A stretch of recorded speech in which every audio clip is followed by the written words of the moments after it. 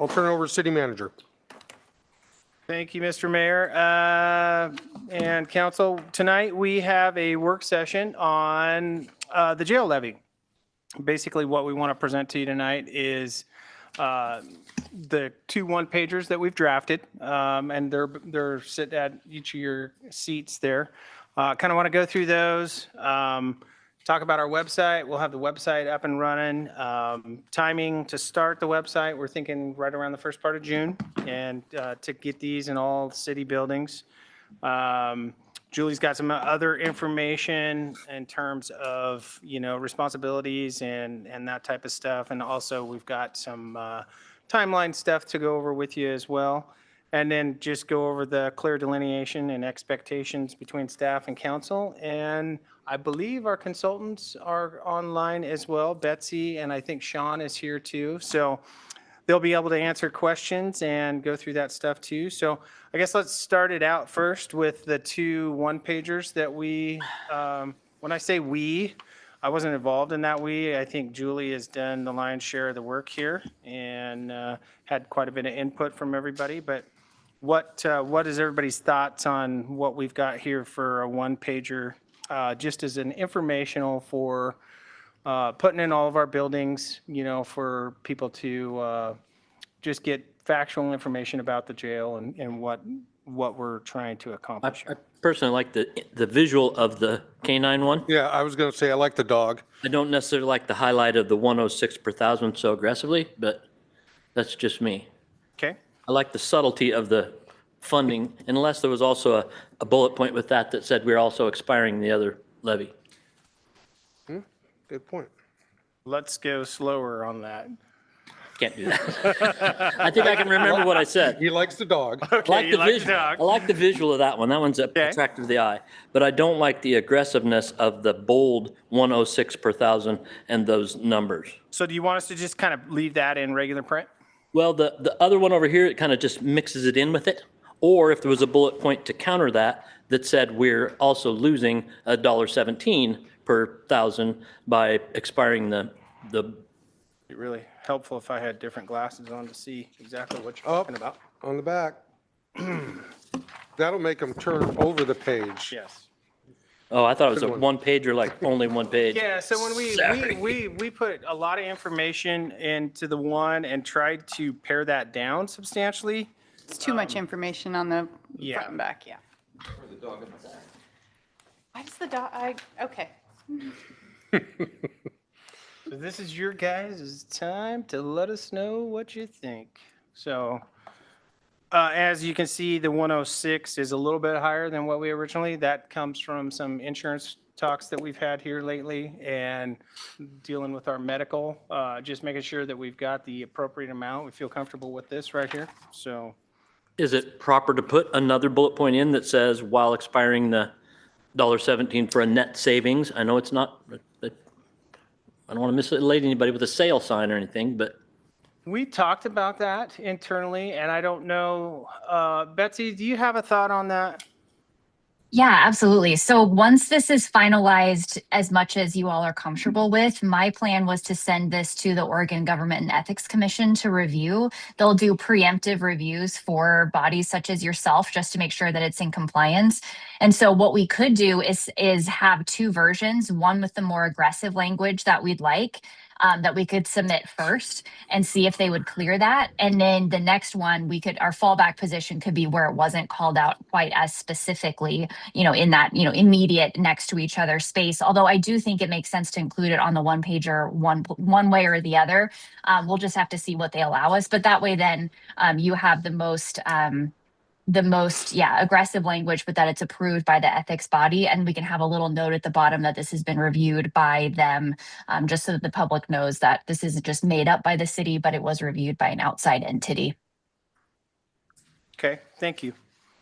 Because I know that the measure itself as it comes on the ballot has to say, hey, this is an increase of, it can't say anything about, hey, we're expiring an extra amount. So the biggest point that was negative in your polling was that you have to pretty much say that, hey, it's going to cost you more. I'd like the information somehow as ethically as we can to also explain that we did this fiscally responsibly, as our mayor said, to wait until we expire the debt already against the building to actually use it. Okay. Julie, or Betsy, can you take this and craft that language into this? Absolutely. Yes. Okay. Great. I agree with that stance very much. Okay. What else do you like and don't like? Well, I'm looking at the average assessed value of homes at 242. Did you get that number off the county tax rolls itself, or where'd you get that number? Yes, we got it off the county tax rolls. That seems low. Yeah, it's an average of all assessed property within the city of Lebanon. So we could try to whittle it down to just residential. That is all residential property. So I think it's nice it comes out to $25 a month. yeah, it's also an assessed value, not real market value, right? So they're very different for tax Difference between the purposes. assessed and real market value? Yeah, I know the real market value is probably closer to 400,000. Yeah. I'm glad I don't have to pay tax on what they think I could sell mine for. So I appreciate the effort to provide information here, but some of the information, I don't think people in their decision-making, whether they're going to vote for this, really care. For example, the difference between a levy and a bond. I think that if we wanted to have a single-page format, so you don't have to turn it over, look at the back or whatever, I think some of the more detailed information should be struck out and either put on a back page or on a website or someplace else. Sure. In as much as we legally can do that. So when you say that, leave it as one page or have a second page with the more detailed information? So honestly, the average person, unless they're really interested, is not going to turn the page over. And so I didn't. the front page is the most important. Sure, don't disagree at all. And so I would like to omit from the front page any more supportive type information and just stick to the bullet points that are going to help people decide to vote for it or vote against it. So if you were taking something else off of here on this single one pager that we have, what would you take off? The levy versus the bond. Okay, Levy versus bond for sure.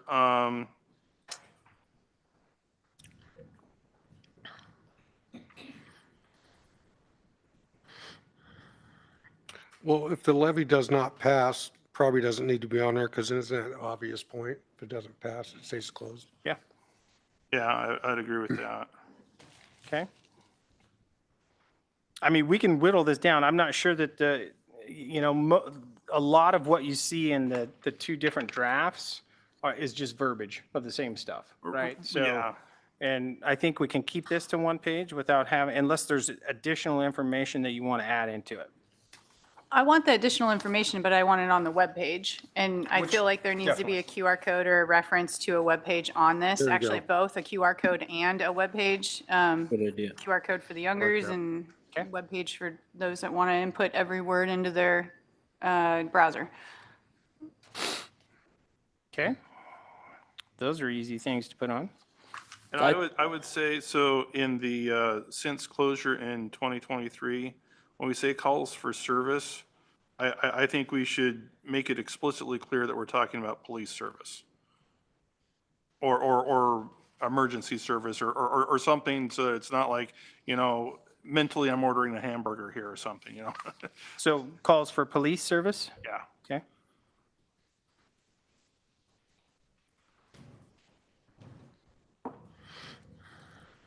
Makes sense.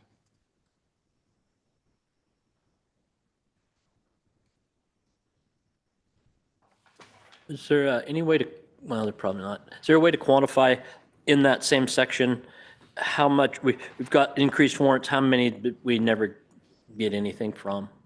It's just the someplace it feels like the revolving door feel that we have in the courts now should be in this. I don't know how to word that, but I mean, really, this is really good stuff. Thanks, Julie. Repeat I think it was offender? great. What's your guys' thoughts on that, Trey, Frank? If we had, Your mics are off too. come, If we were, somehow it feels like in that same since closure section, there should be some way to quantify how many people we just turn. And no, we get a ticket, we send them back. We get a ticket, we send them back. And I don't know how that number works, how that math works, but it seems like that should be the waste of time that the courts and the police go through should be more obvious in that little section to me. I think we are working on some information that would get us farther along that line. In fact, that's exactly what we were talking about. I just don't think we have some of that information yet. For example, property crimes versus violence crimes and the increase in those. And I have a feeling that the unpaid fees have gone way up too, since they're not going to get thrown in jail if they don't pay on a probation violation. So- And on that note, I think you are seeing that in the court issued warrants increased by 52%. Right. That is our mechanism at this point for if somebody does not make their payment plan, does not follow through on the judgments, that is the next step is we issue either a show cause warrant or, Yeah, and then they get a warrant, they come in, they get cited and released, and then they are Cited gone and until they released get and another warrant. Yeah. so that, So, I mean, that there's money, increase. there's money that we're losing out of this somehow, that it'd be nice to be able to show how we could get some of it back. And I understand that's a little, I'm getting a little granular here for a one-page thing, but that's all stuff that we can definitely put on the website. I think if we could hone in on this, we can put as much information on our website as we want to. But if we can get the one pager down to where it's something easy for somebody to come pick up and go, all right, what's the city up to? Oh, they're talking about the jail. Oh, and just give them the basic facts of the jail.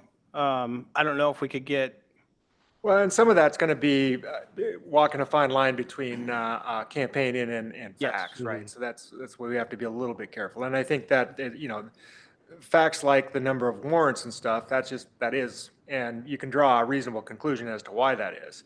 But being on there, I think if you go to the next, if you go out to the campaign part of it, you say, and this, this is why. I got it. And we have to get that message out there as part of the campaign. That makes sense. And trust me, I'll give you some great quotes.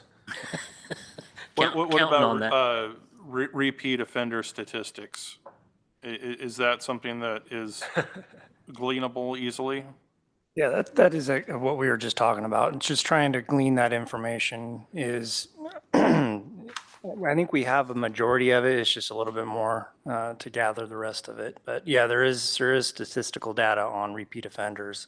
Basically, you could go 100%, right? I mean, almost. It's the number is pretty high. Yeah. And do you have data pre-jail closure that you could compare to? Yeah, it's exactly what we're just gathering. I think we requested 3 years before and 3 years or since, something Yep. like that, Mhm. something like that. Yeah, there's a difficult period in there. COVID was, somewhat difficult because we were closed and open and closed. We're just trying to draw from that. But Understood. so is that the kind of information you'd like to see basically on our website or? I think we don't want to get too data heavy, but I think we need to have some of the high points printed here on the flyer. Probably not more than 5 or 6 bullet points, but Or you're talking about court type stuff?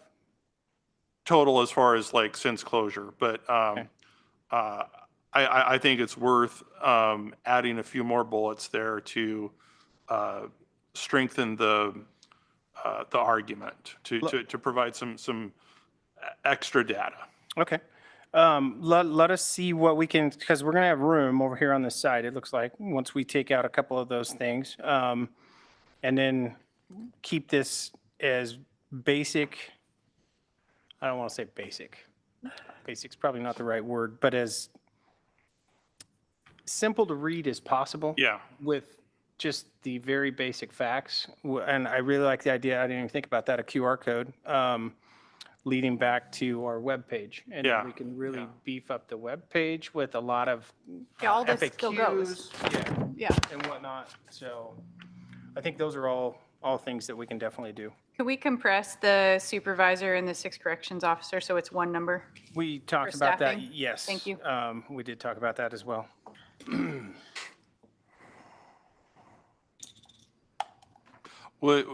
So we've talked about the careful role the city has to play as far as what information they can provide and not provide.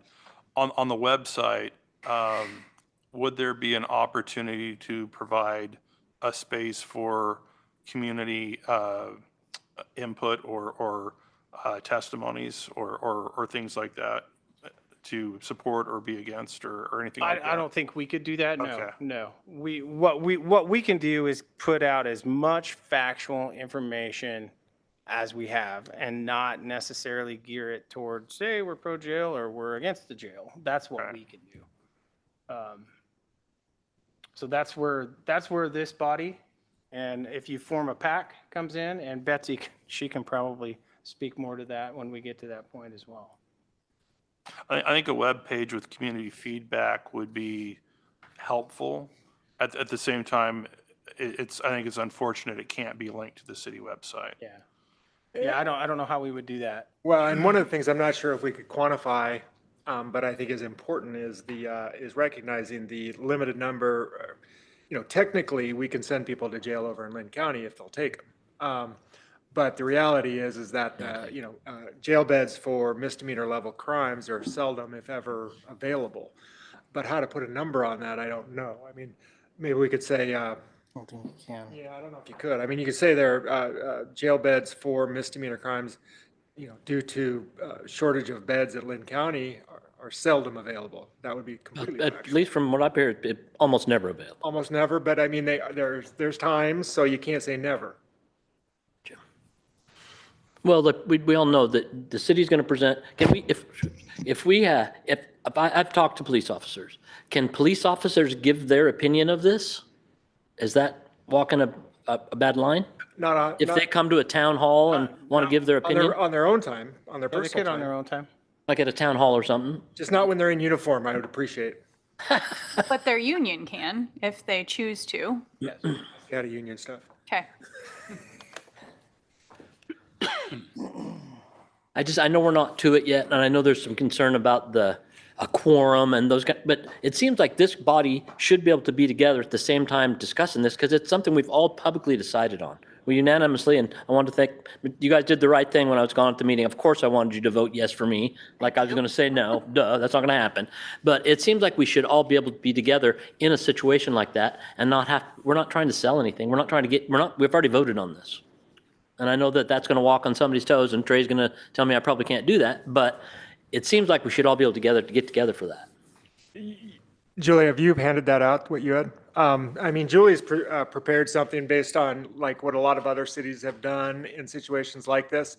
And I'll be honest, she takes a much more conservative and safer angle than I would. I still get upset when people try to interpret a law in a way that they're applying it in a way that is completely different than what it actually says. Because I can read the law and I know what it says. And if you're not deliberating towards something that is going to or likely to be in front of this council as a body to make a decision, you guys can get together. Now, it's the appearance. Oh, there's 5 of the councilors in there having a secret meeting.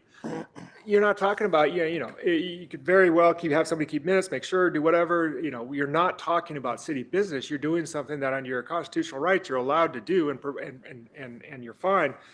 But, the way that some of this has been, interpreted and attacked throughout the state, anytime you get, three people together off of or 4 people together off a 7-person board, they think that it's a secret meeting. And it's not. I mean, you see other cities, they send out a notice when more than a certain number of people of the board or body are going to be at a public meeting. And I've never recommended that, and I think it's ridiculous because, one, they want to be so careful, they don't even sit together. You know, and two, there is absolutely nothing wrong with them sitting at the same table in a social event. You don't have to notice that. Now, I get erring on the side of being safe and proactive, and, you know, we don't want to raise anything, you know, and all that, but again, I don't know, it drives me crazy because that's just not what the law says. Well, I've just looked, we went to the ethics thing. We know what a string meeting is. We know we can't get together and say, hey, let's do this. But this has been decided. It's been very publicly decided what we want to have happen. And I just don't see a lot of danger in it all being at a town hall, talking to everybody and letting them question us all. So they see it's a unified thing from all of us. But that's just my opinion. Well, if you're at a town hall, it would be a public meeting, so there wouldn't be a problem. So we could all be at that. Yeah. Oh, yeah, I think, I'm just trying to make sure I understand what we can and can't do. Yeah, I think if you guys gathered in the back room of the corner kitchen, what used to be the corner kitchen, and, you know, we're back there with the doors closed, I think that's probably maybe a little bit different situation, right? If you're all back there. But if you're at a town hall, yeah, I mean, that's publicly noticed anyway, right? Okay. So, by your pack. So back to the one pager, what else? We've got some pretty good input here, which we can work on and get it prepped for the first part of June. I know we've got some more input to put on the website, and the website can be updated as we go, you know? I mean, we'll get it live, and we'll keep adding to it, or, you know, take things out that don't make sense as we're going through it, so. I do like on this longer one, the if passed, the proposed levy would, and then it lists things out in bullet points there. I think that's a pretty clear, direct explanation. It might be maybe longer than what fits on the other one pager, but if we could retain that, I mean, I like it. Yeah, I want to retain everything on this, just it needs to be this size, the shorter size. Yeah, let us see how that all comes together with making it look decent. But I mean, definitely be on the website, Yeah. for sure. But because by the time you put a QR code on here and a few more bullet points, it's gonna get busy. You know, we don't want to make it to. Could it swap the if passed for the proposed 5-year? Aren't they giving kind of the same information in a little different format? I mean, same Yeah. feel? Because I like the if passed thing too. It catches my eye and gets me into a little more than proposed 5-year local levy, but it's kind of the same information. It does say the same thing, because it says if passed, and then this one says if approved. It's just the titles is where they give you that information of if it passes. Yeah, I think it's basically the same. Kind of splitting hairs, I know. I mean, we could use the title of that. I think also that we should have a special phrase that we all use. And this is my experience in marketing in the past, is we should all be saying the same thing. Like, for example, you can't put a price on security. Or an open jail is essential to enforcing our laws. You know, we need to all use those same phrases. Yes. I think. And I think that's Can't where, put a price on our safety. that's where it's going to be tricky for us to come up with those kind of things without looking meeting-y. Because we're going to have to have something of a committee of some kind to handle this. There's got to be a leader. We've got to have the same message. You're absolutely correct. And I'll be glad to lead it. I'm not shying away from that, but I'm not a genius at it. And I don't want to step on some legal bounds I'm not supposed to. I'd like to be able to contact people so we can have not necessarily a canned message. It's exactly the same, but we're all singing out the same music, as they say.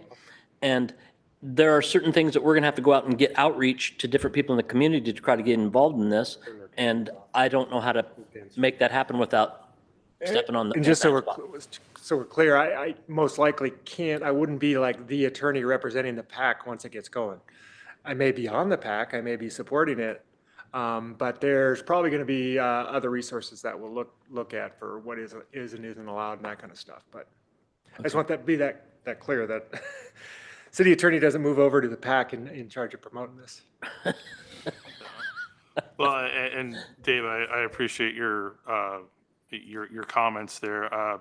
I do think that we're all pretty much on the same page here, and I think that's going to come out in what we say. We might say it slightly differently, but sometimes having different voices saying the same thing can also be helpful. So some of that marketing stuff, I think, is maybe more of a pack type thing to get the slang. Yeah, I was just going to say, when I heard the word marketing, that's where you're trying to sell your point. And this is just to give just the basic information. I don't disagree with the fact of having some type of slogan, but that would be more the campaign side of it than this. Yeah, and our whole goal with this is to not only get the community the factual information, is so you guys have it at your fingertips, right? So then what you do with it after that, then you can market it after that, right? However you see fit. So, Well, I think that's how we need to approach it okay. from a marketing. I mean, we're trying to sell something. Agreed. So let us work on this one pager and get that kind of cleaned up. I've got a lot of notes on this, and we can work with Betsy and Julie, and we can get that cleaned up. Give your QR code and your Yep. website. Yep. I said I do appreciate the effort that all of you, Julie, put into. All of you. It looks great. I appreciate that. No, I appreciate that. she's put a lot of work into this, so. Thanks, Brandon. Brandon did some stuff. I'm kidding. So let us work on that. And so, as far as timing, do you want to have us bring this back at the June meeting? Look at it one more time? You want to just take with what we've got here and run with it? I'm kind of looking for timing when we want to go live with the website and that type of stuff. Betsy, do you have thoughts on that? Are you still on with this?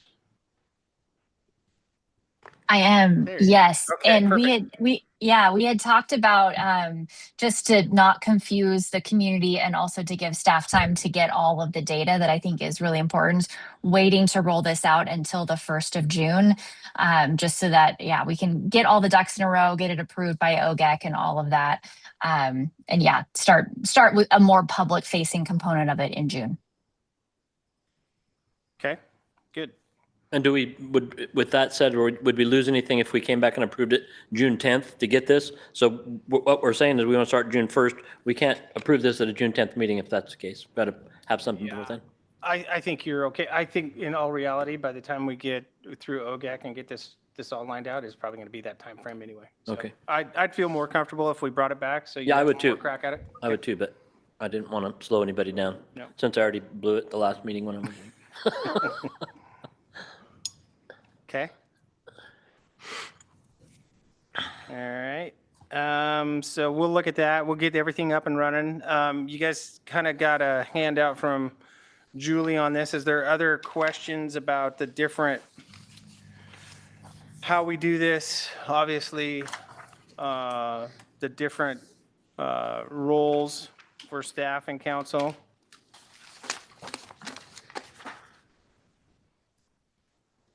If there is, let me know.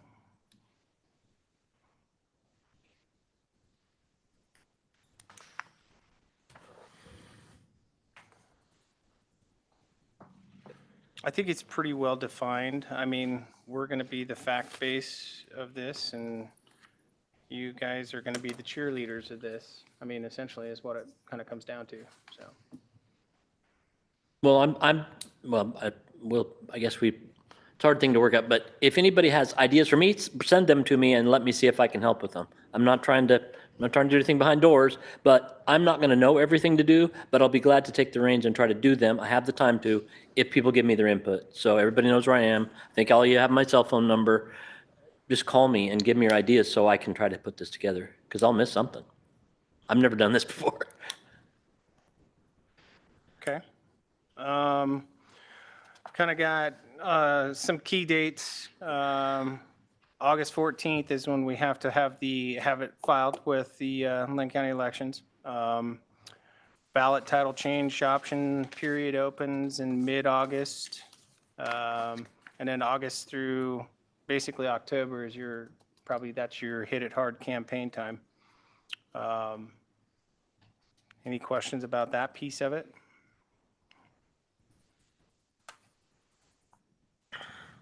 Okay. Betsy, what else do you have? Betsy and Sean, fill in the gaps for me. Yeah, this is a super helpful discussion for me.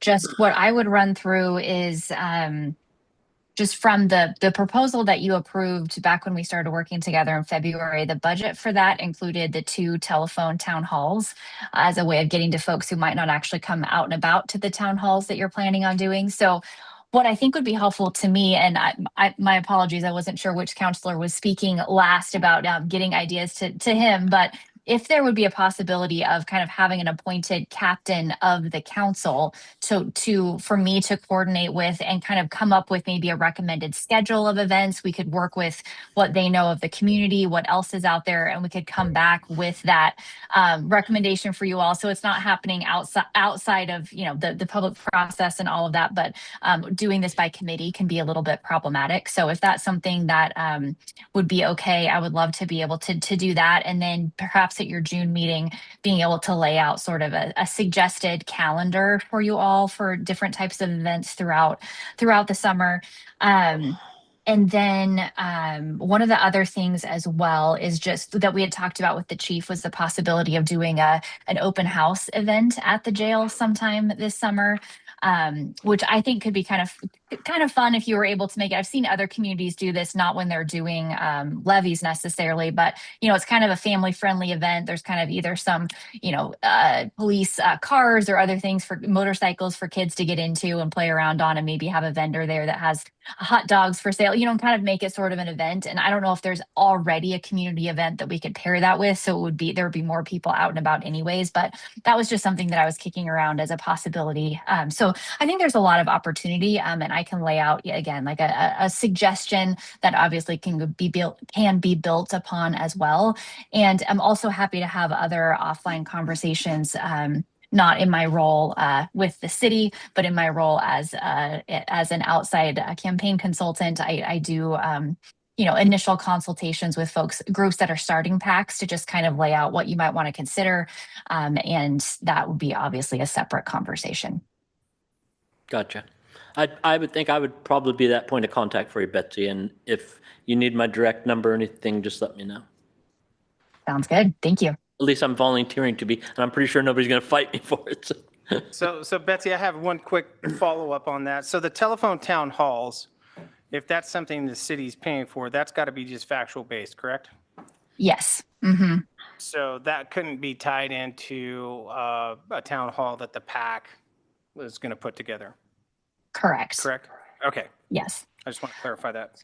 Yeah, and it would be something that when I'm sending information to OGEC, I would want to ask them about, because I do think, like in any public meeting, as is happening in this meeting right now, you have counselors, you're in a public meeting, this is a public city paid for meeting, and you're also able to give your own personal opinions about your support for something. So I believe that counselors themselves, even on a city paid event, are able to talk about why they personally support or don't support something.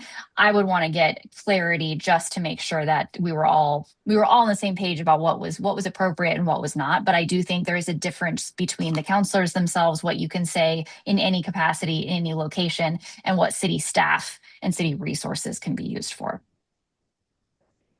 Makes sense. Yeah, I'm trying to figure out how let's get an opinion from OGEC, and then let's figure out how we navigate that a little bit. Realistically, a telephone town hall is just a Zoom call, isn't it? You send everybody, that kind of how that would be. You could have a telephone town hall that wasn't city backed. I think I could even figure out how to send a Zoom call and invites out to people. Yeah, we'll walk through that for sure. So as we go a little bit deeper, is there anything else, Betsy, that you can think of that may help the council here?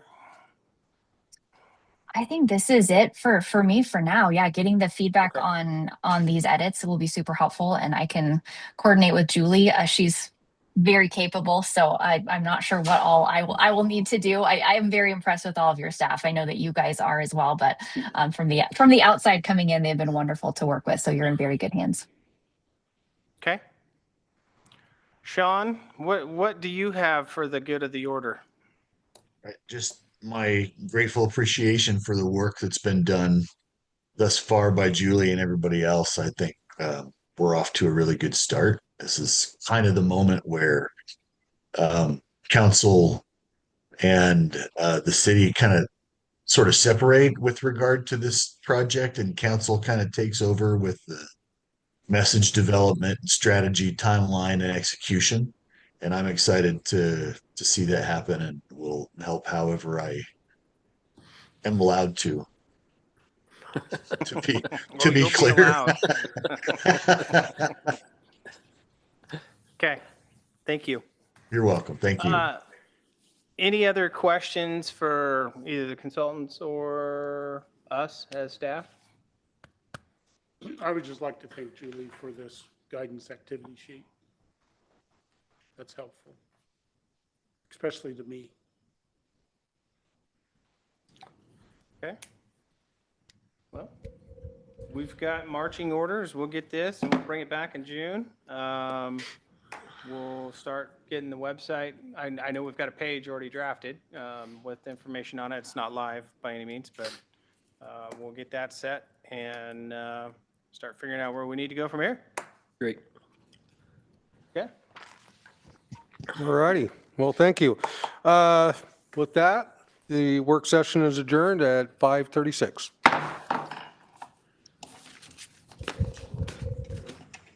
Please rise for the flag salute.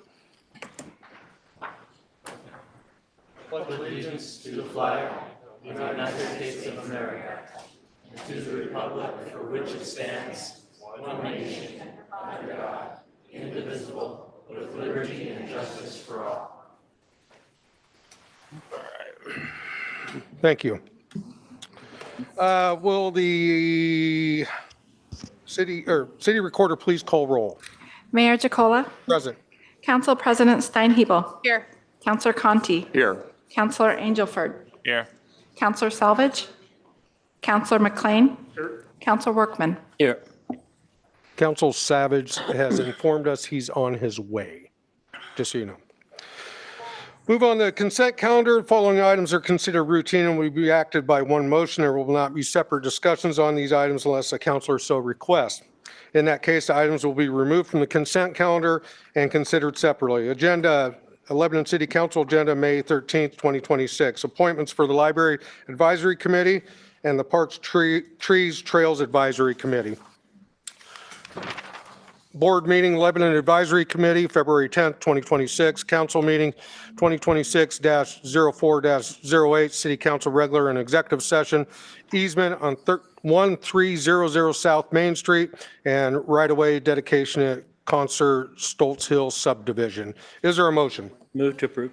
Second. Motion was made to approve the consent calendar. Has been second. All in favor? Aye. All opposed? Motion passes. Move on to presentations and recognition. I am just going to call up Chief Stevenson. And he has some very impressive awards to Present. present. Thank you. Thank you, Mayor, City Council. At this time, it's my honor to invite Officer Wesley Parker and Officer Wyatt Belknap up.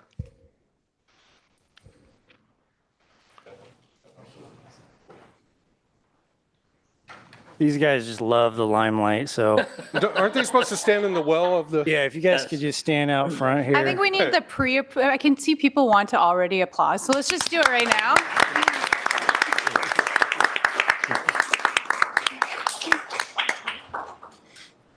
So I am here tonight to present a citation for Medal of Valor to both Wesley Parker and Wyatt Belknap.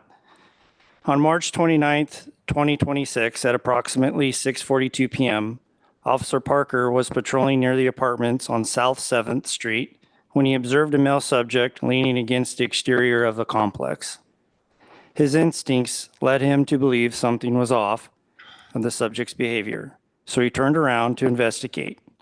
Upon returning to the scene, Officer Parker noted the male subject had vanished and that a window on the wall had been broken. He then walked to the front of the apartment and found the male subject leaning inside the open driver's door of a vehicle. He approached the male and observed a substantial amount of blood running down his right arm, covering his clothing and pooling to the ground near his feet. The male told Officer Parker that he had locked himself out of his own apartment and cut his arm inadvertently while breaking the window to gain access. Officer Parker requested medics to the scene and immediately rendered aid. He recognized the bright red oxygenated blood as an arterial bleed and quickly took appropriate action by applying a tourniquet. A few moments later, Officer Belknap arrived on scene and applied a secondary tourniquet, which completely stopped the bleeding. Throughout the incident, both officers demonstrated proactive instincts, a calm demeanor, decisive action, and unwavering commitment to preserving life. Their quick response and immediate medical intervention were critical and directly contributed to the saving of the man's life. A quick note, the Medal of Valor recognizes exceptional courage, extraordinary decisiveness, and perseverance of mind or unusual swiftness of action, regardless of personal safety, to save a human life. In recognition of these efforts, I am extremely proud to present both Officer Wesley Parker and Officer Wyatt Belknap with this medal. Congratulations, you guys.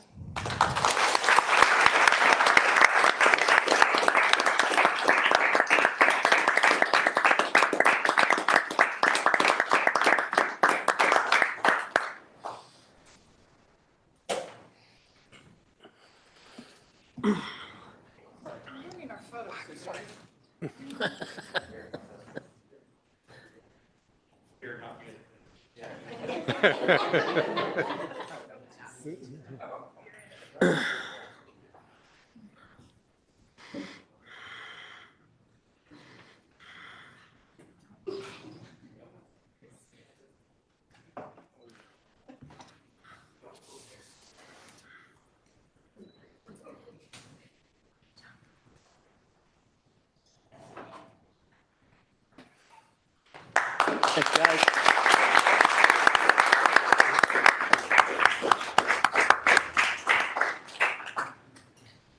Thank you so much, Chief. Thank you, officers, for doing a great job out there.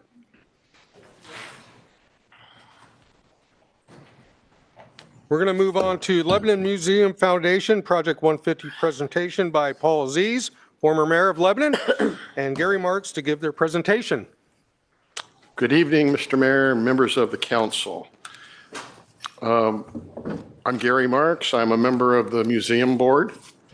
And before I start my presentation, I just wanted to recognize the members of our board. And they are Paul Aziz, who's our president, Linda Zichtrich, she's out here in the audience, Julie Root, Tani Morikawa is out in the audience, I know.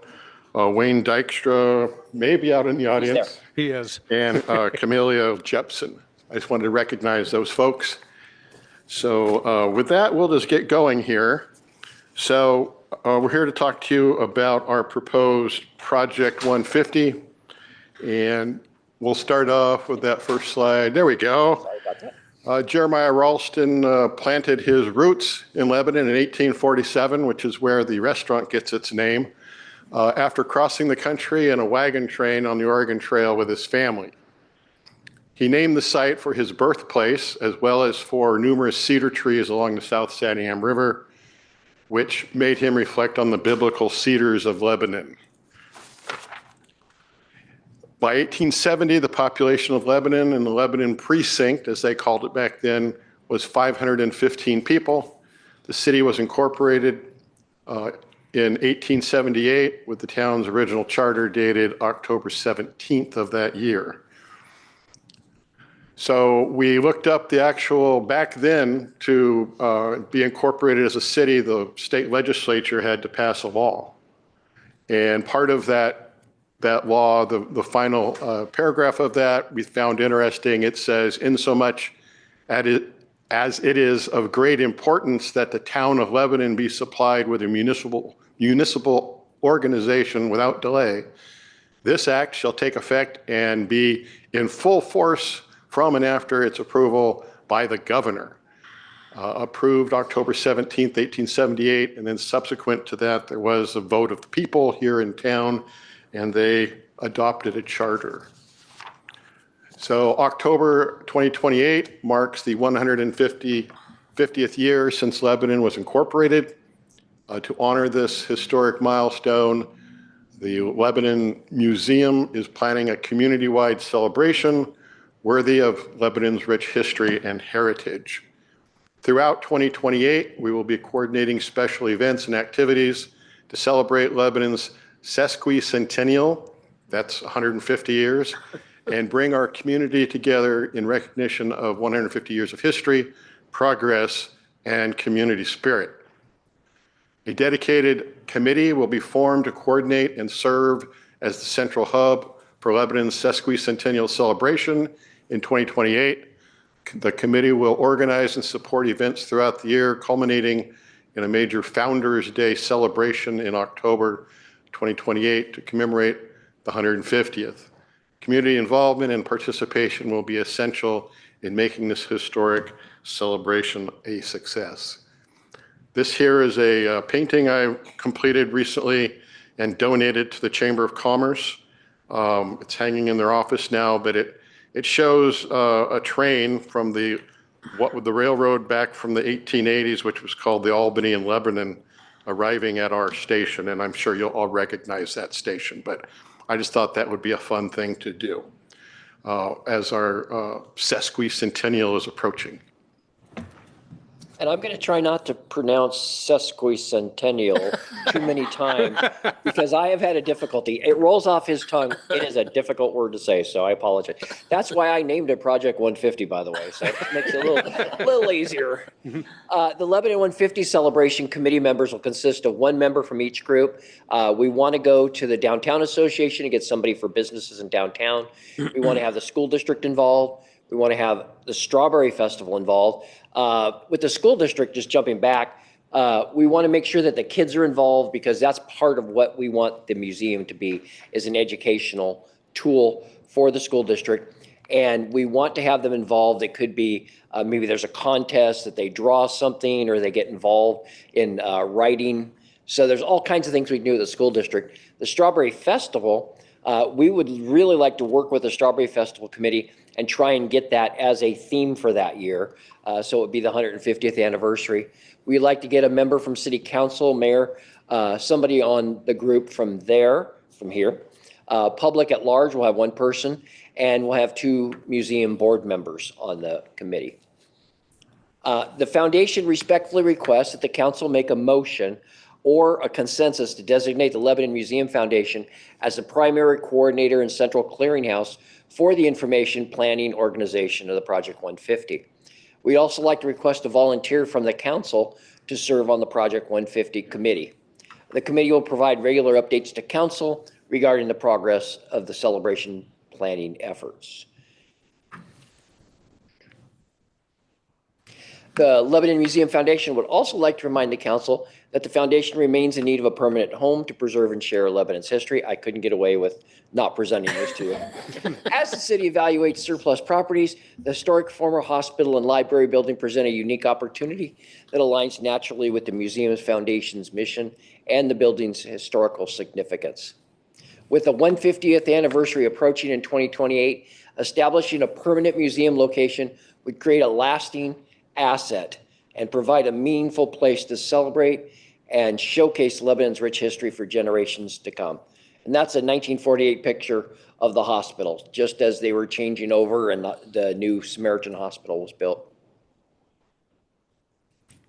Any questions from council?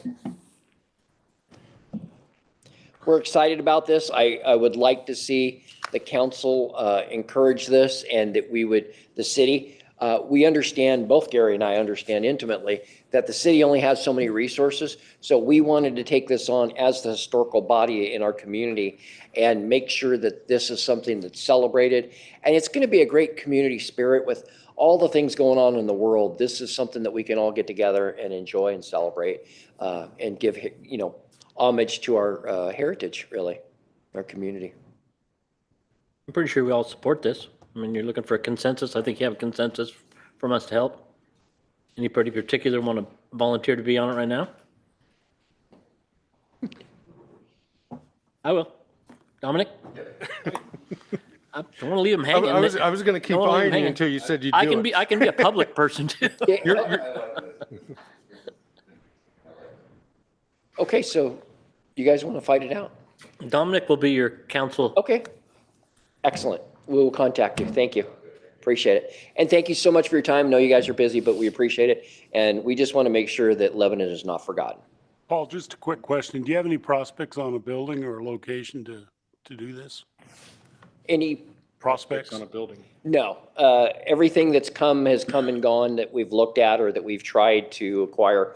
The last one was the LBCC annex, which was originally created to be the museum for the mill, or actually it was going to be the museum, and then the building next to it was going to be the museum, and then that ended up getting given to the college. So that was one, and I tried contacting the community college, and they weren't interested in helping that out. We also tried the Lebanon Express building when that was available. We tried the Elks building. We were looking at the, I don't know what the historic term is, but the store that's now the liquor store downtown. So there was all these buildings that we have worked on, but we don't have anything right now in the works. But those are the ones we've looked at and tried to acquire. It's difficult with the price of property, and there's just not a lot of it available right now. Can we put their request for the designation on the agenda for the next meeting? Of course. Thank you. Dominic, your mic's not on. You don't. Okay, thank you very much. Thank you very much. Thank you so much. Move into public comments. Citizens may address the council by filling out a testimony card prior to speaking and handed to city recorder. Each citizen will be given up to 5 minutes to provide comment to the council. Council may take an additional 2 minutes to ask clarifying questions. City recorder will accept and distribute written comments at speaker's request. Can I get the 5-minute clock, please? Nuclear countdown. Can I get the, okay, thank you. What is going on out there?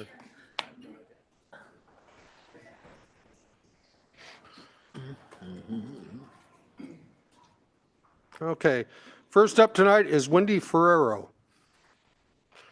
Oh, you get it knocked out, and come on up, right up here. You get it knocked out first, and then you don't have to worry about it anymore. Well, that takes away my saying I reiterate whatever says. So my name's Wendy Fierro. I live on the 14th Street end of Vine Street here in Lebanon. I moved here 8.5 years ago, and it was a nice neighborhood. We were starting over, my daughter, my granddaughter, and I. Small place, attached homes. Landlord had divided up the duplexes to sell them independently, and we bought one. And it was a nice neighborhood. It is now, looks like a slum.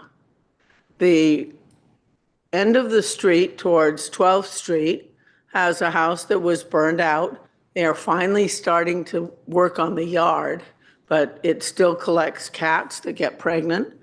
All the units that are still rented down at that end of the street park 10 or more cars in front of duplexes that sometimes are parked on the sidewalk, on the yellow curb, in the street. It presents itself as an extreme danger. I live there. I go down that end of the street at 5 miles an hour because there are small children who run out between the cars at any time. They may or may not be watched. The garbage is thrown out onto the front lawns and makes its way all over the street, into the street, across to the parking lot. It's not safe for my 10-year-old to walk through that neighborhood. I don't like it.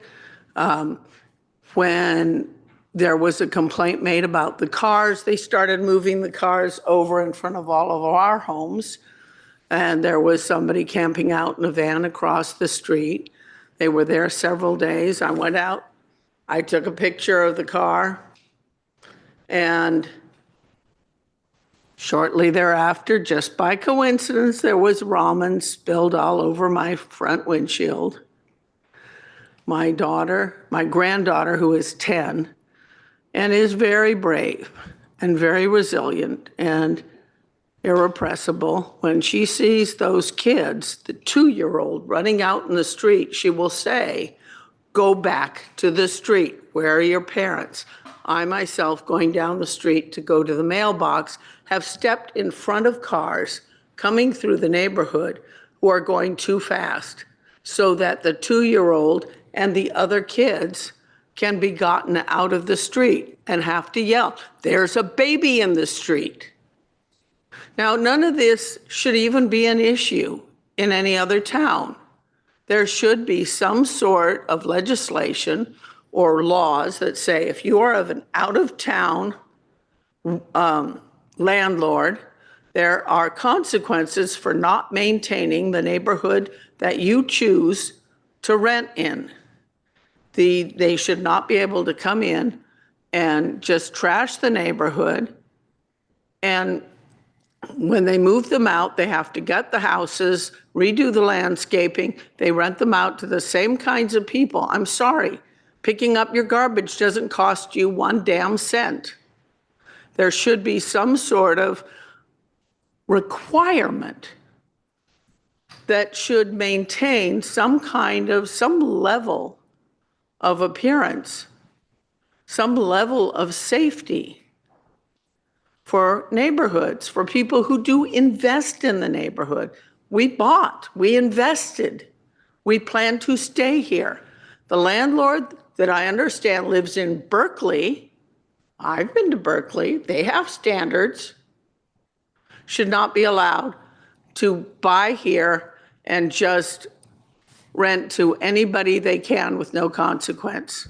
When I got divorced and I had to rent in California, for the first 5 years, my rent included a landscaper. Doesn't cost the city anything. The safety should be there for people who live there.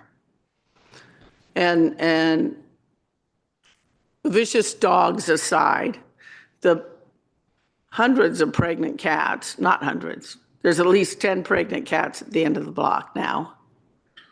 And it's very discouraging. I've gone down to City Hall. They've said that they would repaint the yellow curbs yellow, but that just sends everybody across the street, and it is not a safe place.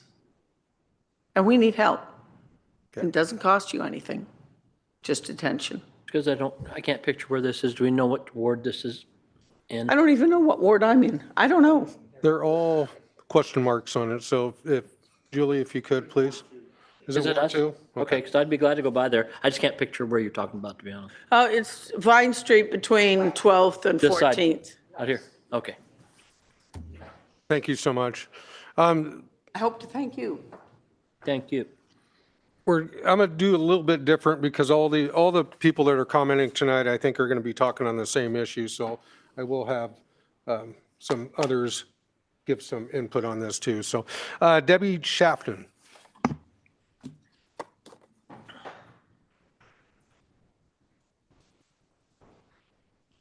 My goodness. I've spoken to Julie, Debbie Chapin. I've spoken to Ron, Debbie Chapin. You and I tried to get together a million times, and Lieutenant P? No. Yeah, he said just call him Lieutenant P because it's too hard. He came out for you one night. So you're right. This is on West Vine Street. I'm going to go into some other things. Any time of the day or night, any one of you can come out to that little section between 12th and 14th and find multiple cars parked on the yellow curb. Multiple cars parked the wrong way on the yellow curb. Cars parked in front of fire hydrants. Cars parked off of the grass areas that they are allowed to park, but they put two wheels in the street and two wheels on the grass. I don't know why that is, but it is. This allows these small children and children on bicycles to not be seen because of the way everything, now I know you're not babysitters, I know it's not your responsibility, but these people's parents, these little people's parents don't attend to them. So it leaves Wendy and me and the other people that live in the neighborhood. We're also afraid if we ran over one of those children, we have grandchildren. Can you imagine if any of you ran over a baby and you called the police and they said, well, you know, we're not babysitters. Who's got to live with that? We do. You would. That's not right. This is our city. We bought our half of our duplex for our forever home. We're in our retirement years now, and this is a disaster. I went to Albany to the landlord and spoke to him about what was going on, and he said, I don't need you in here with your condescending attitude. Do you know what condescending means? And told me to get out of his office. So that's how far I got with that. I talked to Commander Sheets the other day and I said, you know, I've called the police so many times that they no longer want to talk to me. They'll say, well, now, Debbie, we told you we'd come out and everything was found to be okay. I thought all these folks back here were to say hi to me, but I guess they were here for the medals. I've talked to them all, at least once, if not more. Now I'm being ignored.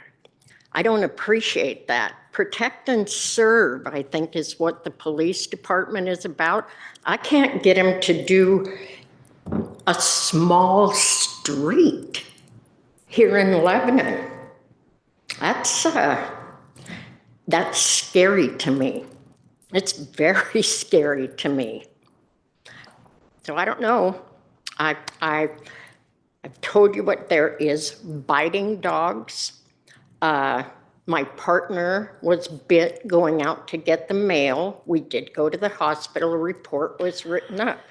A small boy was mauled recently that lives in the neighborhood.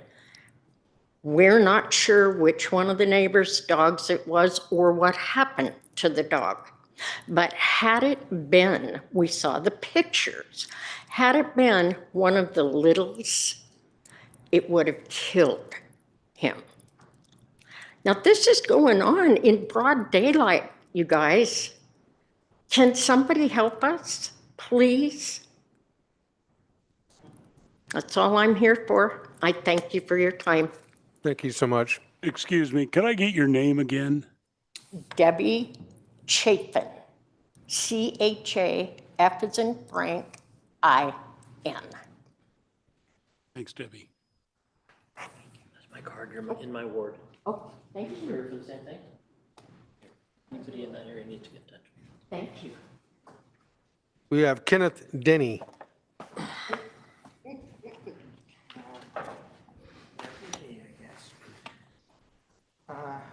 Hopefully I can add a little bit to what they were saying. First moved there about maybe 6 years ago, and it didn't look like it does now. It was a nicer neighborhood. And then after some people moved out, different kind of people moved in, started moving in. They would take over the street. You know, they consider it their street. I've heard of they've even parking, blocking the street sometimes at night to have their little get-together out in the middle of the street. I was one that was bit by a dog. I believe it was a pit bull. Now, another thing that they do there, don't know which ones, but it's somewhere down there, they do burnouts on the road there. And we have plenty of marks to prove it out there. For one thing, is there any way you can have those cleaned off? But another thing is put some signs up. Maybe a yield sign over on 13th. We had an officer, lieutenant, there talking with us one night, and we almost watched an accident. In fact, our neighbor here was coming back home on 13th, and somebody came around coming on line and coming down 13th Street and came around the corner too fast, and they just about collided in front of a police officer. He told them about some cars that were parked. One was blocking the corner there to move them. They pay no attention. Oh, we're going to get it. We're going to get it. They learn to ignore the police department. It's like they got a connection or something. So, the curbs painted yellow will help, but we've been told that's coming in July. But some signs. I've lived on a one-sided side where you couldn't park before, and nobody parked there. Yeah, you might have the occasional person who might stop there or whatever. It's not a big deal, but when they stay out there, they almost block the street, sticking out on both sides.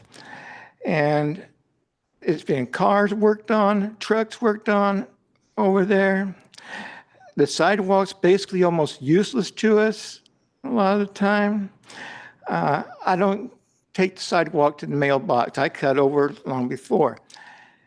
But some signs says no parking. Somewhere else I lived, they had some signs said no parking. Little signs. We didn't have the problem. But 13th Street with at least a yield sign off of that thing, because there's no stop sign, no nothing, and some will come around fast. I guess I don't know if like I said, used to be a good area, but starting with another bunch of people who lived there before, they kind of take over the street, and we got no say so, and nobody will do anything. And it's just kind of been building up and building up. And we're tired of it. Can't afford to move. And they'll move eventually, but I don't want to have to die first till they move. I was going to wonder if I had to take a baseball bat out to the mailbox to guard against the dog running out. I had to stand there in the middle of the road. Nothing I could do. They said they they had shots. But it's, I don't know, we're just fed up, all of us, on that street. And I appreciate if you, some little signs up there, they can't cost the city a whole lot of money. A couple, 3 signs that you can even put down on our end, signs to say no parking, not just down there. And I don't know, slow, any kind of signs to help that says you're not supposed to do that. They don't understand the yellow curb, what it means. And it's there, they know it's there. And on that corner house, there's a trailer of trash that's been there for, I don't know, it's gone into years, I think now. Anyways, thank you for your time. Thank you. Thank you. And just a quick question. Is this one particular family or household that's making all this trouble? Sometimes they can be related from one place to another. We don't never know who's related to who. Right now, it is not. Right now, it is not. It is several families. Is that what you're gonna say? In the past, it was multiple, the husband, the ex-wife, the girlfriend, all took up 3, and they all went back and forth. It seems to just be that whoever is managing the property does not have any kind of commitment to who they rent to or what the rules are if you're going to rent. We're not objecting to people what they pay for rent or what they do if they're Section 8 or not. But regardless of how they're there or how they're paying, certain behavior and certain practices, upkeep, etc., are not unreasonable expectations. Let me get the city manager to brief the council on the city side of this so we fully understand the situation here. So yeah, I've talked to Ms. Chafin several times. Ooh, wow. Mike's hot, huh? Aggressive. That is aggressive, wasn't it? So we've talked several times. We are going to paint the curbs and we are going to put signs up, but we're not going to paint the curbs until we get our paint machine out because there's a long story behind that. And we will get the signs up on that. And Chief, I don't know if you want to address maybe the parking issue.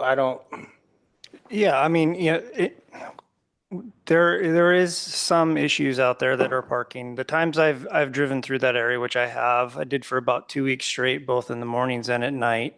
And I honestly didn't see, not saying that it doesn't happen, but I didn't see what it was that you guys were reporting. That doesn't mean it's not happening. I do know that city ordinance and city code, we've sent them out there a handful of times to address some of these issues that have come forth. And we are limited on what we can and cannot do. But there is things that we are doing that we're trying our best to address the issues that you guys are bringing forth.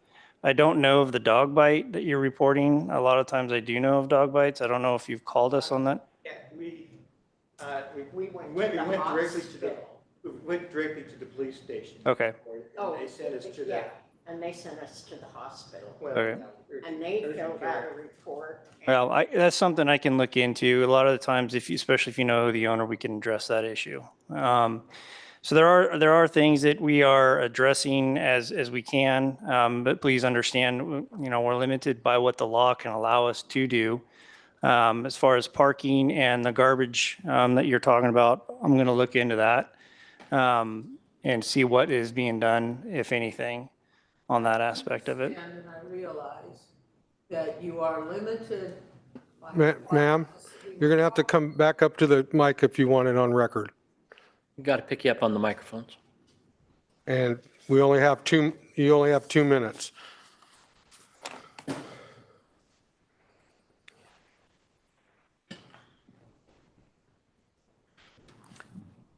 I understand that you are limited, and so is everybody else, and it's frustrated. Sure. You're limited by what regulations and laws the city has put in place. I can complain. We could take pictures. I could get my car. stuff thrown on my car all the time. Yeah. We that's could not take bad. pictures, literally. Car on the lawn, car on the sidewalk, car in the driveway, car into the road, and the garbage cans on the outside with kids running in between. Somebody must have said something because all at once, a landscaper showed up and mowed all the lawns and everything was clean for about 2 days. And now it's all rolled back into the street. But it comes down to the city. It's what you want and what you expect. You've got a medical school coming in here. A medical school. I grew up in Palo Alto. We had Stanford. Palo Alto had dirt roads. Actually, when I was a little girl, there's a couple dirt roads. But the influence of that medical school on the whole community is amazing. Those houses were having, those duplexes that look like trash, literally could be student housing for people that are going to be doctors, that are going to want to stay in a community that presents itself as a wonderful place to live. And this town has some really wonderful things. I mean, this is a big advantage. You could get your medical school to do a lot of stuff in the community. The police, they could build your museum. I mean, really, Stanford did amazing things for Palo Alto, vice versa. And I know this isn't California, but some things don't change. Alrighty. I'm glad that you guys came in tonight because I meet with the city manager every week and we talk about an array of issues. This one was not on my list, but it is now. I know the counselors have reached out to you, so we will. Counselor McLean and I represent your ward. So I gave you my card. It's got my cell phone number on it. I'm not going to say I'll answer it every time you call. I'll try to, and I'll be by there tomorrow. I've never seen the area, I'll be honest. So you have their attention now, and I will tell you with this council, once you get their attention, they usually go and try to affect change. So I lived in one of those duplexes about 25 years ago. Exactly where you're talking about. So thank you so much. We got to move on to the first public hearing tonight. I'll be talking with you on that whole subject. So public hearing tonight is for Community Development Block Grant, Lebanon Capital Improvements. Public hearing is now open at 6:41. Will the library director please present your report? Yes, sir. Thank you, everyone. So yeah, we are applying for a specific type of grant, and this public notice is required to be read out. So I'm going to read the English version, and my friend Emma will read the Spanish version. My grandfather was an auctioneer, so I'm going to try to do this really fast. Public notice and notice of public hearing. The City of Lebanon, Oregon is eligible to apply for a 2026 Community Development Block Grant from Business Oregon. Community Development Block Grant, or CDBG funds, come from the U.S. Department of Housing and Urban Development. The grant can be used for public facilities and housing improvements, primarily for persons with low and moderate incomes. Approximately $11 million will be awarded to Oregon non-metropolitan cities and counties in 2026. The maximum grant that a city or county can receive is $1.5 million. The City of Lebanon, Oregon is preparing an application for a 2026 Community Development Block Grant from Business Oregon to add approximately 1,200 square feet to the public library at 55 Academy Street. The addition will expand the children's area and provide dedicated space for storytime, STEM programs, crafts, book clubs, and other youth activities. It is estimated that the project will benefit at least 66,156 persons, of whom 59.6% are low or moderate income. Public hearing will be held by the Lebanon City Council at 6 p.m. on May 13th at the City of Lebanon Public Library, 55 Academy Street, Lebanon, Oregon. The purpose of this hearing is for the City Council to obtain citizen views and to respond to questions and comments about community development and housing needs, especially the needs of low and moderate income persons, as well as other needs in the community that might be assisted with the Community Development Block Grant project and the proposed project. Written comments are also welcome and must be received by 5 p.m. on Tuesday, May 5, 2026 at 925 Main Street. Both oral and written comments will be considered by the City of Lebanon Council in deciding whether to apply.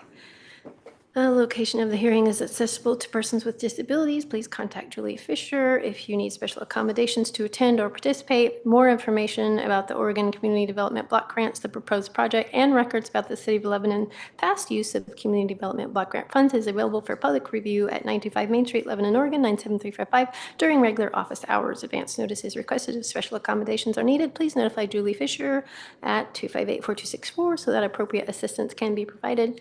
Permanent involuntary displacement of persons or businesses is not anticipated as a result from the proposed project. If displacement becomes necessary, alternatives will be examined to minimize the displacement and provide required/reasonable benefits to those displaced. Any low and moderate income housing that is demolished or converted to another use will be replaced. Here we go. Could you say that again? Was it fast? It felt fast. Did it seem fast? It was your granddaddy that was the auctioneer? Yes. Not sure I can meet that fast. That's I will okay. try. La ciudad de Lebanon es elegible para aplicar a un subsidio en 2026 del Community Development Block Grant, que a su vez viene del Business Oregon. Los subsidios de Community Development Block Grant o bloque subsidiario para el desarrollo comunitario vienen desde el U.S. Department of Housing and Urban Development o Departamento de Vivienda y Desarrollo Urbano de los Estados Unidos. Los subsidios pueden ser usados para instalaciones públicas y remodelaciones de casas, primariamente por personas con ingresos moderados o bajos. Aproximadamente 11 millones de dólares serán otorgados en 2026 a ciudades y condados no metropolitanos de Oregon. El máximo de subsidios que la ciudad o el condado pueden recibir es 1.5 millones. La ciudad de Lebanon está preparando una aplicación del 2026 para el subsidio del Community Development Block Grant que se viene del Business Oregon para agregar aproximadamente 1,200 pies cuadrados a la biblioteca pública en 55 Academy Street. La aplicación aumentará el área de niños y proporcionará un espacio dedicado para cuentacuentos, programas de STEM, manualidades, clubes de lectura y otras actividades para jóvenes. Está estimado que el proyecto propuesto beneficiará a por lo menos 60,156 personas, de los cuales 59.6% serán de ingresos moderados o bajos. Una audiencia pública será realizada por el Ayuntamiento de la Ciudad de Lebanon a las 6 p.m. el 13 de mayo del 2026 en la Biblioteca Pública de la Ciudad de Lebanon, 55 Academy Street, Lebanon.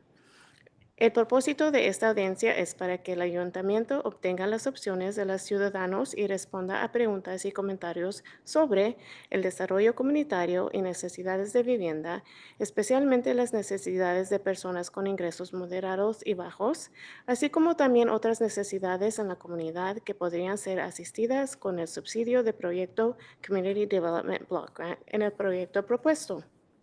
Los comentarios escritos son también bienvenidos y deben ser recibidos antes de las 5 p.m. del martes 5 de mayo del 2026 en 925 Main Street, Lebanon, Oregon, 97355. Ambos comentarios escritos y orales serán considerados por el Ayuntamiento de la Ciudad de Lebanon en el decidir si aplican.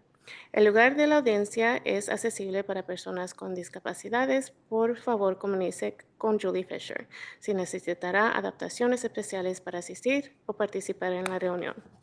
Más información sobre el Community Development Block Grant, el proyecto propuesto y los pasados registros sobre la ciudad de Lebanon en el uso de los subsidios de Community Development Block Grant están disponibles para la revisión pública en 925 Main Street, Lebanon, Oregon 97355.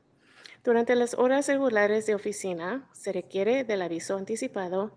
Si las acomodaciones especiales son necesitadas, por favor notifíquele con Julie Fisher de modo que la asistencia apropiada pueda proveerse. El desalojamiento involuntario permanente de personas o negocios no es esperado como un resultado del proyecto propuesto. Si el desalojamiento llegará a ser necesario, serán examinadas alternativas para minimizar el desalojamiento y proveer beneficios requeridos razonables para que ellas sean removidas. Cualquier cosa Perdón, cualquier casa de ingreso moderado y bajo la cual sea modulada o convertida en otro uso reemplazada. Thank you. Public hearing will now be open for public comment. I'm gonna turn it over to City Recorder. She has submitted written comments that she is going to read. Lebanon City Council, I am in total favor of the city seeking the Community Development Block Grant for the expanded area of the children's area in the Lebanon Library. As a teacher for over 30 years, I believe promoting the love of learning and reading are one of the most important gifts we give to our children. The dedicated space for story time, STEM, crafts, and many other programs will be invaluable to all of our community's children.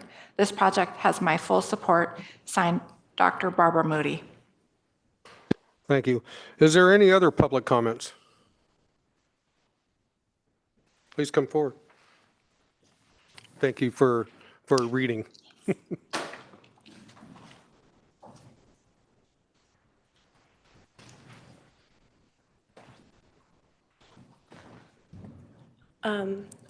My name is Lorelei Fosselman. I've lived here since I was 5 years old, and when we moved here, my family didn't have. My dad worked in Albany, and we only had one car, and my mom was raising 2 kids, and so anything she wanted to do with us had to be nearby and accessible, and the library has been such a huge part of my life. Having accessibility to reading and learning resources. I actually wrote my college admissions essay about how important the library has been in my life. Yeah, it's just been such a huge force in my life, and I couldn't imagine denying more children access to it. Thank you. Could you repeat your name again? Lorelei Fosselman. Laura? Lorelei. Thank you. Thank you. Is there any other public comments? Please.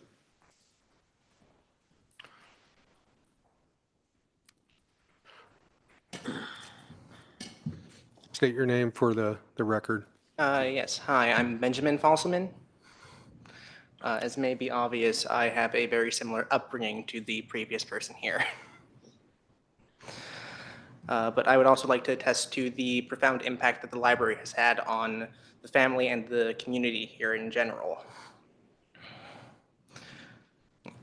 I've been going here for a while. It's been a big help in cultivating my reading abilities and arts and crafts. I remember back when I was like 7 or 8, I came over here to build with Legos and whatnot and ended up in the local paper once, just as a random interview.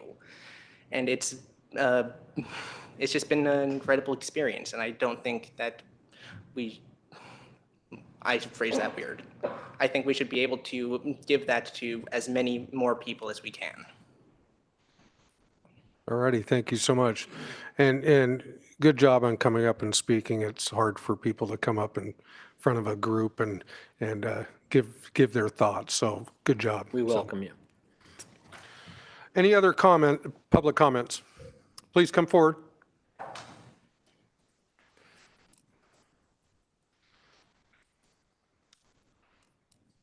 Again, state your name for the record. My name is Helen Roundseville. I have lived in Lebanon for all of my life, and I've been within walking distance of the library, and most of my fondest childhood memories have been spent here. I was able to spend so much time here with the crafts they would provide, the many amazing child-focused events. Their summer programming was something that really supported me through my childhood. I was able to really grow my love of learning and reading here through the amazing resources they provide. And it's really supported me as I've grown up. I've been able to just have so much access to so much knowledge and in such a supportive space. The study spaces allow for just an amazing place to study at for classes, but the children's learning area is really an amazing spot for kids of all of Lebanon to be able to grow and learn in a safe environment, and I heavily support the expansion of that. Alrighty, thank you so much. Again, any more public comments, please?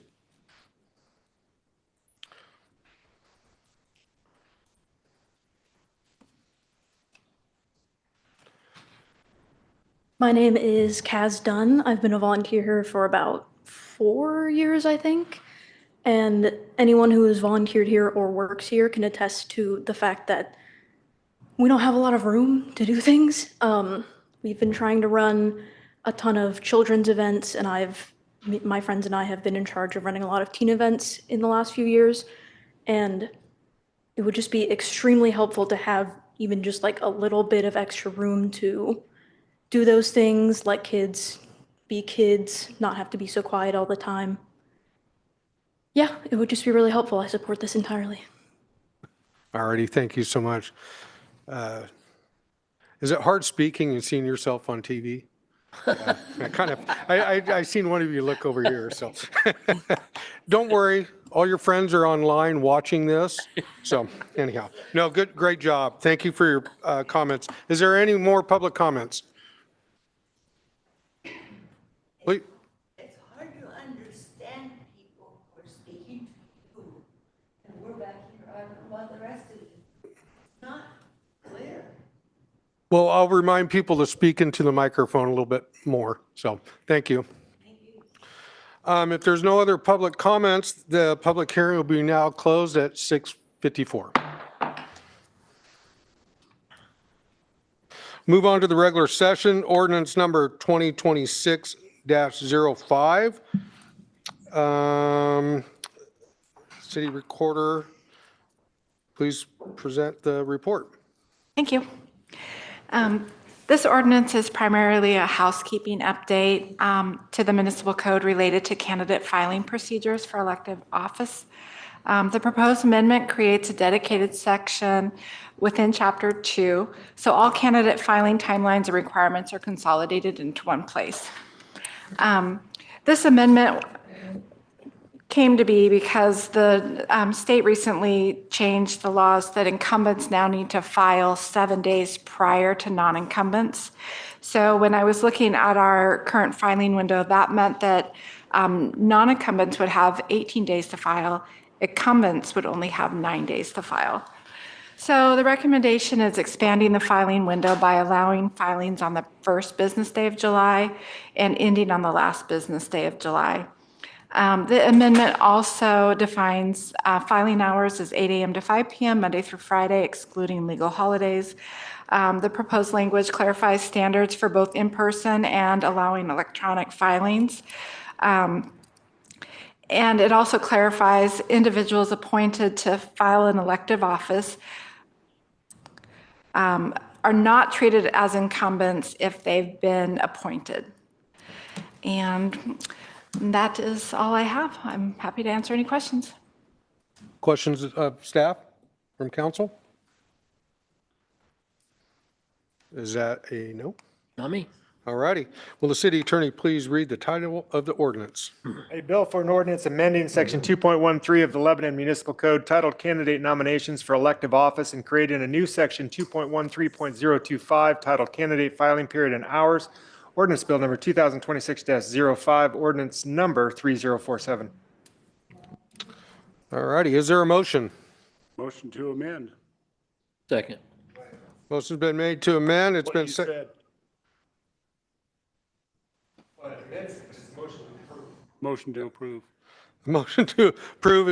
Is it No, still seconded? I only motion to amend it. Just kidding.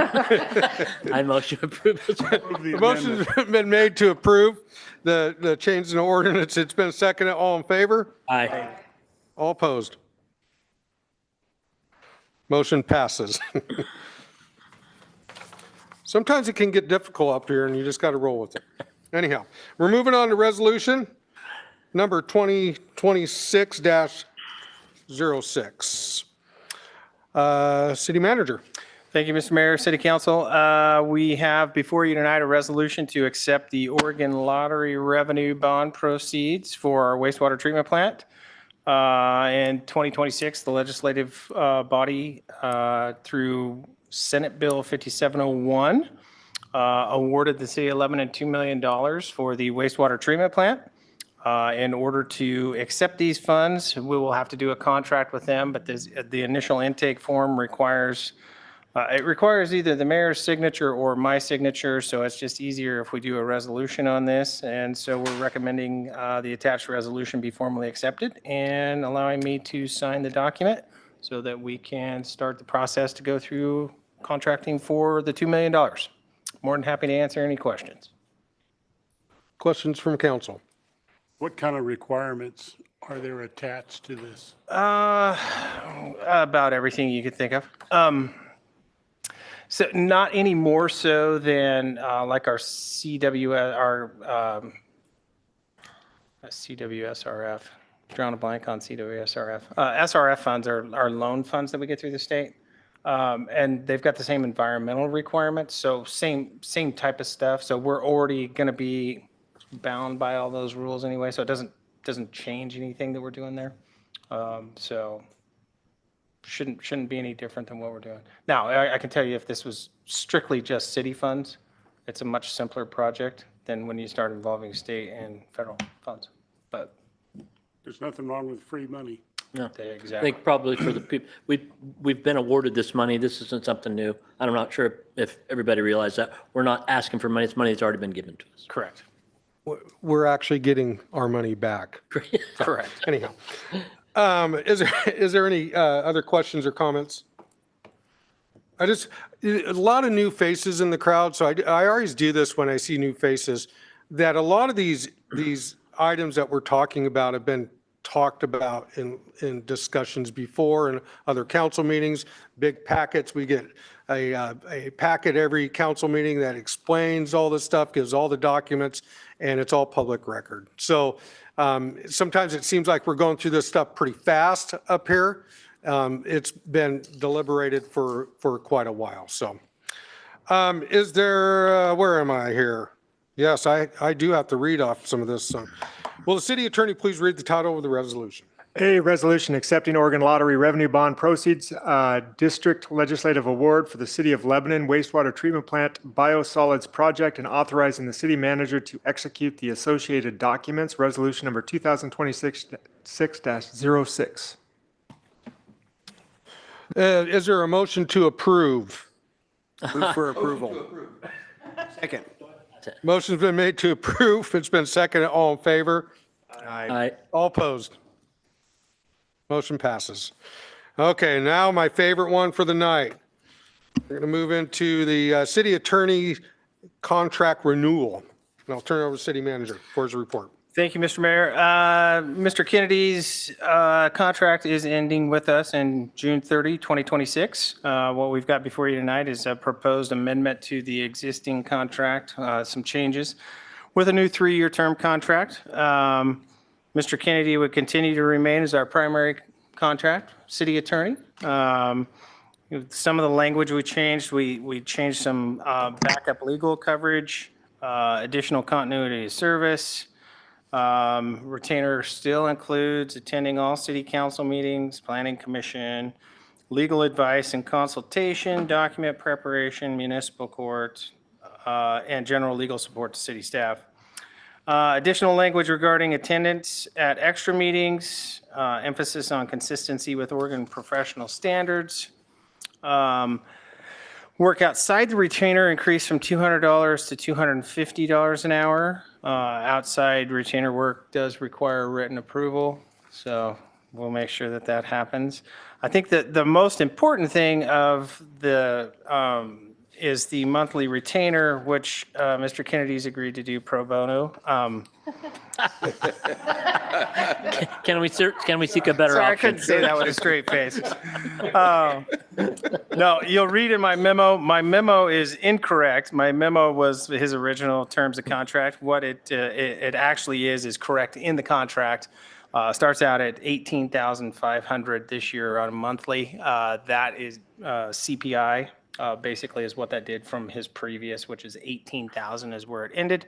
And then for each of the consecutive years, it's a CPI increase as we're moving forward. So much more in the contract if you want to read it, but those are kind of highlights, and I'm happy to answer any questions, and I'm sure he would be as well. That's when they make a year. So are you looking for a motion to approve? Yes, the motion, motion to approve the contract, yes. He actually works, he works for you all, so I'll leave that up to you. And what's pro bono mean again? That means he's doing it for nothing. I motion Doing to it for approve. free, right? Yeah, okay. I'm okay with that. Yeah, that's what I thought too. That is not the case. No, it is not. Is there any other questions or comments?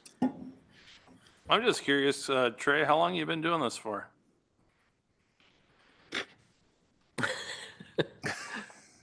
Trying to remember when. I'm trying to remember when Judge McHill got appointed to the bench. It's been a long time. 2012, maybe? No, not that long ago. 2015 or 16. No, it was before that. All right, I think so, yeah. Main Street was a dirt road. not quite that long.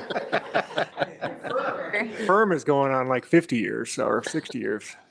I remember at the Western U Comp Northwest event, and I said something to him like, "Good to see you, Judge," and his wife laughed, and I was like, "Well, he's a judge now." So it was before then. Yeah, it wasn't funny with her when I walked in and said, "All rise." Any other questions, comments? Is there a motion to approve, deny, or table? Motion to approve. Motion to approve. Motion been made to approve. It's been seconded. All in favor? Aye. All opposed? Motion passes. Congratulations. Did you have any comments that you wanted to add? Speech. You good?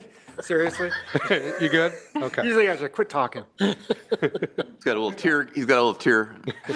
The secret to being in court is to know when to shut up. Thank you. Thank you for those wise words. We'll move on to department reports. City manager. Thank you, Mr. Mayor. Couple of things to note. We have switched insurance agents. We used to be with Hub. We are now going with WHA. They did some presentations with a couple of city staff, Brandon, Julie, myself, to go over the services that they provide and can provide to the city. After looking at what we have with our existing carrier, we're still through CIS. This is just an actual agent that acts on our behalf. We decided that we would switch and go with them. I think there was about a $2,000 a year increase, but I think one of the things that really drove us to them was their knowledge of municipal jails and being able to guide us through that. So we make sure that the city's covered as we're going through. So we did that. We closed on the Sandy Am travel station. In fact, we have a check in the bank, checks in the bank. So that was taken care of. That was $514,000 and change. I don't remember the exact amount once we paid the half of the realtor's fee. So we will be coming back at the budget committee. That will be included in the budget committee on what we want to do with those funds. Staff will have a couple of ideas for you all to look at during budget committee, so we can make sure that that money is appropriated. It doesn't have to be appropriated this year, but in case there is the need for that, we'll basically do that at budget committee. And last, speaking of budget committee meeting Monday here at noon. So that's our first one, and potentially another one on Wednesday at noon. So with that, I don't have anything else unless you have questions for me. All righty. Just to let you know, 2010. The end of 2010. All righty. Is there any items from council? No? I would just like to say that I'll be driving down through your neighborhood, so. Is there any press comments? Yes, Trey. Any additional public comments? We have one thing we want to clarify with the city attorney before we close the meeting. Okay.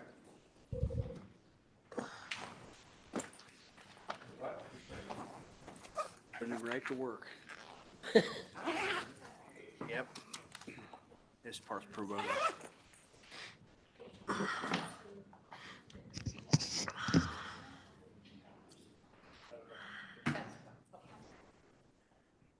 Oh, about the public hearing? Mr. Mayor. Mr. Mayor. Well, you had a public hearing. I think you just need a motion. So there was in that item, it probably does need a motion to approve application of the grant. Approve the application? Yes, well, you don't have to open up the public hearing because we've already had the public hearing. We just need to, I think you can just do it by motion. I could just freely do a motion or? Yeah, as long as we're request still a on the motion? record and we're still meeting as a city council. Okay. Well, is there a motion to approve or accept the public hearing, the community development block grant for the Lebanon capital improvements? Is there a motion? You mean the application? So we're asking that council approve that we proceed with the Proceed with the grant. I move application, to okay. approve that you proceed with the request. I'll second. Motion. He's already, motion been made to move forward, approve the, moving forward, the application's been second. All in favor? Aye. Aye. All opposed? Okay, Okay, motion passes. thank you. Thank you so much. Next scheduled council meeting will be June 10th, 2026. And I don't have